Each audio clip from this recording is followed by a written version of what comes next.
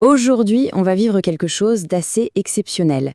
À l'occasion de Yom Yerushalayim, le jour de Jérusalem, on va plonger tête la première dans des témoignages directs de la guerre des 6 jours.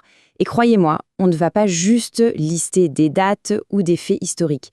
On va essayer de capter ce bouleversement spirituel absolu qui a soudé toute une nation. Ce sont des récits qui donnent littéralement des frissons. Alors, c'est parti ?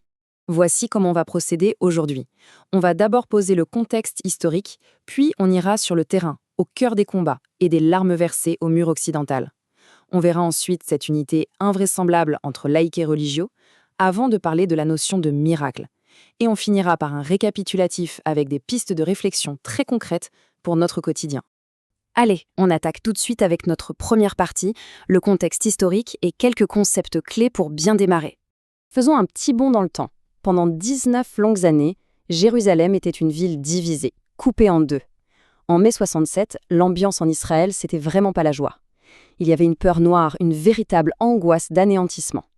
Et puis, la bascule totale. Le 7 juin 1967, c'est la libération du Kotel, le mur occidental. On passe d'un coup, mais vraiment d'un coup, de la terreur absolue à une euphorie indescriptible. Gardez bien ce contraste en tête, c'est le moteur de toute notre histoire. Juste avant de continuer, il faut qu'on se mette d'accord sur un mot, le nes, le miracle. Dans la pensée du sionisme religieux, un miracle, c'est pas un tour de passe-passe où les lois de la physique disparaissent. Pas du tout. C'est plutôt un alignement parfait et soudain de l'histoire humaine avec la volonté divine. C'est ce moment précis où le voile se lève et où on voit très clairement la main qui orchestre les événements en coulisses.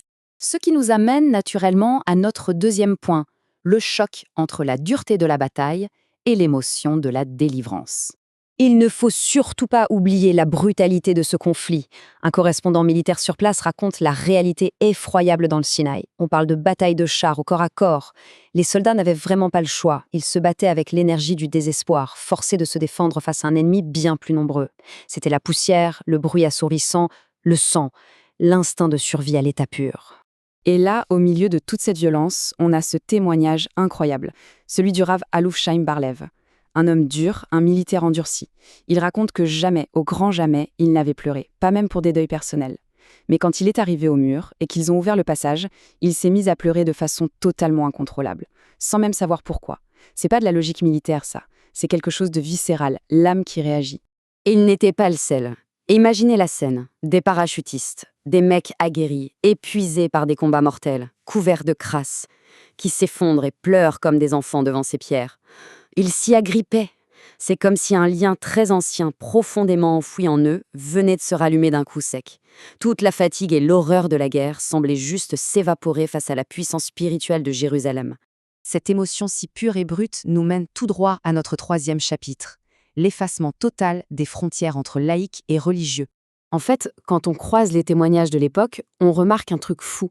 Les laïcs, les kibbutzniks, les journalistes, ils se sont tous mis à utiliser exactement le même vocabulaire spirituel que le public religieux. D'un coup, face à l'ampleur de l'événement, tout le monde parlait la même langue.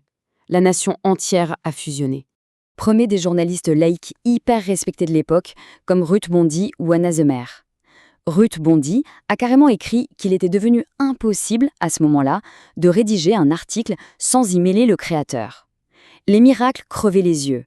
Des sceptiques convaincus se retrouvaient à remercier le ciel. Et Anna Zemer disait pareil, tout ce qu'on écrivait sur ces miracles, c'était tout simplement la stricte vérité. C'est un changement de mentalité monumental. D'ailleurs, écoutez cette histoire. C'est l'une de nos sources les plus poignantes. C'est un jeune soldat des blindés, totalement laïque. Il raconte qu'il est allé jusqu'au canal de Suez, qu'il a conquis de vastes territoires. Et pourtant il dit, je cite, « Ce n'est qu'en arrivant ici, au mur occidental, que j'ai senti les miracles dans mes mains. » Ce gars a demandé qu'on lui mette les téphilines pour la toute première fois. Il voulait prier. Juste en touchant les pierres, sa vision du monde a complètement basculé. Et cette sensation si palpable d'intervention divine, c'est le cœur de notre quatrième partie, la reconnaissance mondiale d'un événement miraculeux. Tenez, sur le front syrien, il s'est passé un truc digne d'un film. En plein combat, sous un feu extrêmement nourri, un soldat religieux sent que c'est la fin. Il hurle un schéma Israël de toutes ses forces. À la seconde même, une balle de sniper le rate à un cheveu, frôlant son front. Et son pote à côté, un soldat laïque, le regarde avec un demi-sourire et lui sort « On dirait bien que tu es resté en vie grâce à ta prière. C'est dommage que je sois pas religieux, t'aurais pu m'apprendre à prier. » C'est tout simplement ahurissant. Mais attention, ce choc spirituel n'a pas touché que les soldats au front. Ce télégramme en est la preuve parfaite. Il a été envoyé depuis Anvers, en Belgique, par la communauté juive locale. Et regardez bien le destinataire, c'est adressé très officiellement au mur occidental Jérusalem. Le message remercie la muraille elle-même pour les miracles et les sauvetages. L'onde de choc a carrément traversé la planète pour unir toute la diaspora dans un seul et même élan de gratitude. Bon, tout ça nous amène à l'avant-dernière étape avec notre tableau récapitulatif pour bien fixer les idées. On a condensé tout ce qu'on vient de voir juste ici. Dans la première colonne, on a l'événement historique pur, la libération du Kotel, la survie inespérée des soldats. Ensuite, on y associe la signification spirituelle selon les valeurs du sionisme religieux, la providence évidente et la place centrale de Jérusalem dans l'âme nationale. Et enfin, on fait le pont vers l'application moderne. Comment on transforme cette page d'histoire en valeurs éducatives et communautaires intemporelles pour nous aujourd'hui. Et pour rendre ça encore plus clair, pensez à des situations qu'on connaît tous aujourd'hui. L'unité qu'ont ressentie ces soldats en 67, c'est exactement cette même solidarité fulgurante qu'on voit réapparaître à chaque fois que la nation traverse une crise moderne. C'est comme dans une famille face à une grosse épreuve. D'un coup, les petites embrouilles du quotidien disparaissent instantanément et on se serre les coudes pour un but bien plus grand. L'esprit de 67, c'est pas juste du passé, c'est un vrai modèle d'unité applicable tous les jours. Et on arrive déjà à la toute dernière partie de notre analyse d'aujourd'hui, avec quelques pistes de réflexion pour terminer. Je voudrais qu'on se quitte sur cette question toute simple, mais absolument fondamentale. Comment est-ce qu'on peut, nous, au quotidien, garder vivante cette flamme, ce sentiment miraculeux d'unité et cette connexion viscérale à Jérusalem? Ne laissons pas ces incroyables témoignages prendre la poussière dans des livres d'histoire. Cette force qui a fait tomber toutes les barrières au mur occidental, c'est notre héritage direct. À nous de la faire vivre aujourd'hui. Merci d'avoir suivi cette plongée au cœur de nos sources. Gardons cette lumière d'unité bien allumée.